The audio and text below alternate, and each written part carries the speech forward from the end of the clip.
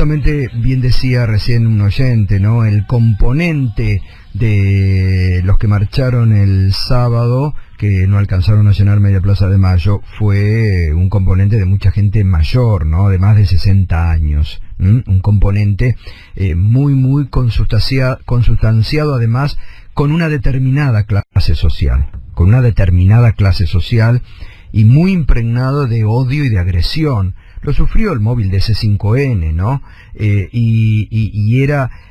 Representaron lo mismo que los caceroleros representaban cuando hacían las marchas contra el gobierno de la expresidenta, estando la expresidenta en el poder, con las barbaridades que decían, que deseaban la muerte, la horca, las barbaridades que decían, ¿no?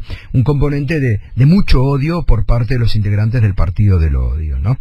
Siempre las mayorías invencibles, podríamos decir, que sorprenden en determinados momentos de la historia, que no son tenidas en cuenta en la República Argentina, pero que en determinados momentos de la historia aparecen con fuerza y son protagonistas históricas. Tal vez la primera aparición de estas mayorías invencibles fue el 17 de octubre de 1945, donde irrumpió lo que en ese momento era un grupo de poder, ¿no?, muy reducido, que ignoraba a las grandes mayorías más allá del riachuelo, hoy diríamos de la General Paz. Se vieron sorprendidas por la irrupción en Plaza de Mayo de personas que nunca habían visto antes, que con horror veían cómo metían las patas en las fuentes de la Plaza de Mayo, y marcaron un hito histórico para nuestra historia como nación. No solamente lograron restituir a quien en silencio admiraban y agradecían su acción, que era el entonces coronel Juan Domingo Perón, sino que lograron ponerlo en una posición de privilegio, no solamente en el balcón, sino en la historia y lo que sería a partir de ese momento la figura de Perón.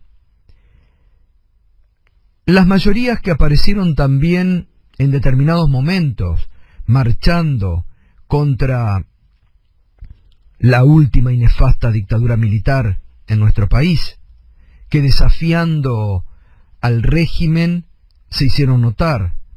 Aquel 30 de marzo del 82, días antes de que el gobierno militar de Galtieri intentara perpetuarse usando el tema Malvinas a su favor.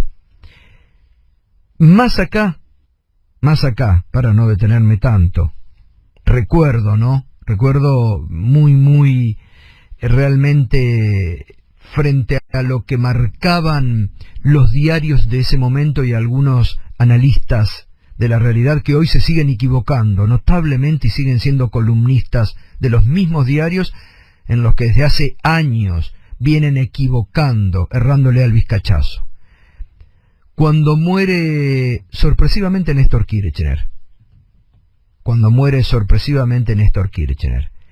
y desde los medios que en ese momento comenzaban fuertemente con el periodismo de guerra, decían, no va a ir nadie al velorio, no va a ir nadie. Y fueron sorprendidos nuevamente con una inmensa mayoría silenciosa que colmó la plaza y que por días desfiló ante el féretro de Kirchner y lo acompañó hasta Aeroparque y lo acompañó en su recepción, inmensa multitud volcada que dejó a los gerentes de varios canales de noticias y de diarios encolumnados en el periodismo de guerra con la boca abierta, porque no podían creer de dónde habían salido, cómo habían ignorado esa realidad, y estaba ahí, la realidad que ellos mismos estaban tapando. Y esta inmensa mayoría que vuelve a aparecer ahora en lo más sagrado que tiene un habitante de cualquier democracia, que es su participación democrática en una elección, en el cuarto oscuro. Así, solo con su conciencia frente a la historia, emitiendo su voto. Y aparecieron nuevamente, y apareció esa inmensa mayoría silenciosa y le pegó una trompada de realidad, un sopapo de realidad a este gobierno, que los ignoró durante 3 años y medio, que se burló durante 3 años y medio, que ninguneó el gobierno a esa inmensa mayoría durante 3 años y medio, y que lo sigue haciendo, que lo sigue ninguneando a ese pueblo, que se sigue burlando, que se sigue armando un relato en contra de ese pueblo, que lo sigue subestimando, aún, y lo peor, siguen negando desde el poder y desde el macrismo, por la soberbia que tienen, siguen negando ese voto.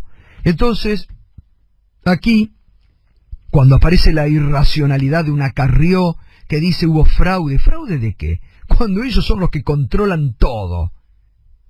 Cuando aparece la irracionalidad del gobierno, cuando aparece la irracionalidad de un Hernán Lombardi negando el voto popular, pleno siglo XXI, nuevamente las inmensas mayorías el 27 de octubre le van a dar una lección de democracia